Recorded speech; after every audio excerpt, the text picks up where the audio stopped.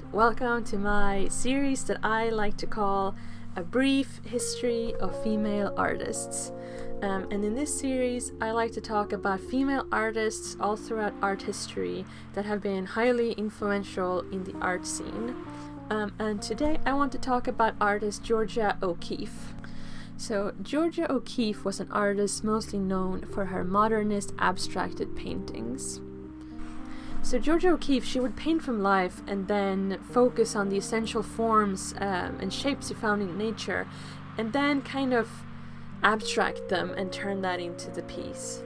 Her large-scale paintings of flowers would often be interpreted by critics as sexual or feminine, something that O'Keeffe always denied. And she would spend the majority of her career trying to kind of steer away from this highly sexualized image that the media created around her. Georgia O'Keeffe managed to become one of the most influential figures in modernist art, especially in the New York art scene, and her paintings of nature, flowers, and bones being her most recognizable work. So Georgia O'Keeffe was born in Wisconsin in 1887. Georgia O'Keeffe always had a huge interest in art, something that wasn't custom at the time for families to send their girls to art school, just because it seemed as inappropriate for them to attend figure drawing classes, because, you know, you would often use like a nude model in figure drawing classes. But you know, as even from a young age, Georgia O'Keeffe really enjoyed taking long walks in nature, and you know, her mother wanted her to become this kind of like stereotypical Southern belle almost, something that Georgia O'Keeffe always didn't want. So Georgia O'Keeffe started to study art at the Art Institute of Chicago in 1905, and then she moved to New York City to study art at the Art Students League. In 1908, she won the league's William Mary Chase Award for her still life titled Untitled Dead Rabbit with a Copper Pot from 1908.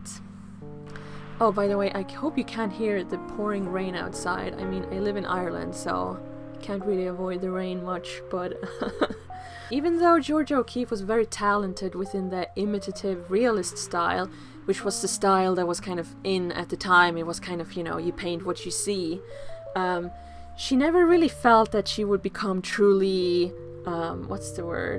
established within this art genre. And so she kind of lost her drive to become a professional working artist. So after she graduated, she took a job as a commercial artist in Chicago. Between the years 1911 and 1918, she worked as a teacher in various different schools and colleges all across America.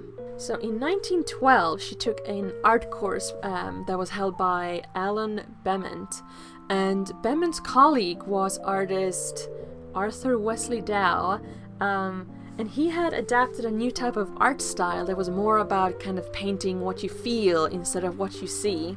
So he created artwork by focusing more on the line width, the colors, and this Japanese technique called notan. So notan is kind of a concept of using blacks and whites and arranging them in a pleasing way in artworks and imagery. So after she took this course, her kind of drive to become a professional artist once awoke. So in 1916, Georgia O'Keeffe made a series of artworks called Blue, where she explored making art within a monochromatic scale inspired by Japanese art. She wrote in her autobiography that during this time she decided not to use any color until it was impossible to do what I wanted in black and white. In 1915, O'Keeffe mailed some of her drawings to her fellow classmate, who then took them to gallery owner and photographer Alfred Stieglitz, who had a gallery called 291. He was instantly impressed and featured 10 of her artworks in a group exhibition at his gallery. In 1917, he hosted a solo exhibition for Georgia O'Keeffe's work, and in 1918, she quit her teaching job after Stieglitz made a proposal that he would support her for a year as she created her artworks. And so she moved to New York City. So even though Stieglitz was 24 years her senior and he was married, the two of them began a relationship, and they were married in 1924. So Stieglitz frequently promoted O'Keeffe's work by featuring it in his gallery, as well as featuring a lot of her paintings and Georgia O'Keeffe herself in a lot of his photographs. Stieglitz was also very interested in the teachings of Freud, who was becoming very popular during the 1920s, as well as another guy called Freud Ellis, who was a physician, psychologist, writer, and a eugenicist who studied human sexuality. So Havelock Ellis wrote this book series called Studies in the Psychology of Sex, that talked about how art is driven by sexual energy, something that Stieglitz was really believed in. So Stieglitz kind of defined O'Keeffe's work in terms of gender. He thought that her work was the work of a sexually liberated woman, something that O'Keeffe didn't really agree with. Also, many of his photographs that he took of O'Keeffe kind of showed her in various stages of undress, which kind of caught the attention of a lot of journalists, and that's kind of where this whole sexualized image of O'Keeffe comes from. O'Keeffe was obviously very opposed to this reading of her work, and she was a member of the National Women's Party, which was actually one of the most radical feminist organizations in America during the 20th century. So she didn't believe that there were really any difference between men and women, so she kind of didn't buy into the gendered readings of her work. In her mind, her work wouldn't be different from a man's work. So O'Keeffe then has gone on to say, when people read erotic symbols into my paintings, they're really talking about their own affairs. So during her time in New York, she paints a lot of skyscrapers, and she also does a lot of paintings from Stieglitz's family home in Lake Georgia, New York, where they had a big botanical garden. So O'Keeffe was kind of worried that her more abstracted pieces was kind of feeding into this kind of sexual reading of her work.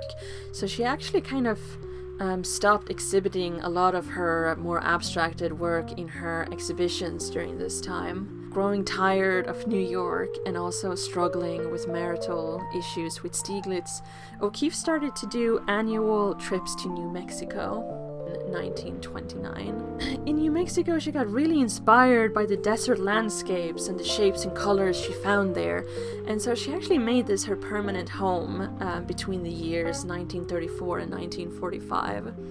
The White Place in the Sun from 1943 and Pelvis 5 from 1944 are paintings that she did during this time. The pieces she created in New Mexico was more abstracted, and she actually went back into the kind of art style that she was taught back in 1910. So O'Keeffe, she would observe her subject and she would paint from life, but she would kind of look for abstractions within her subject and then enhance them in her paintings, kind of making her paintings seem more abstracted, if that makes sense. She came to do a lot of paintings in this one place she called Black Place, entitled Red and Yellow Cliffs from 1940 being one example. So she invited photographers and journalists into this land, and by inviting them into her own space, she managed to have a better control of the public image that was created around her. She really wanted to steer away from the sexualized image that Stieglitz had created, and she really wanted the public to see her as a more professional working artist. So between the 1950s and the 1970s, Georgia O'Keeffe traveled the world, and so the view from the airplane took center stage in a lot of her paintings from this time. Sky Above Clouds 5 being one example. As Georgia O'Keeffe gets older, her vision gets impaired, and she can't really paint in the same way she used to be able to paint. And so she features in an autobiography about her life. She kind of gets a little bit into sculpting, but then in 1986 she dies, and her ashes are scattered all across the New Mexico landscape. Alright, so that is a brief history of Georgia O'Keeffe. I really hope you enjoyed this video, and I will see you again next time.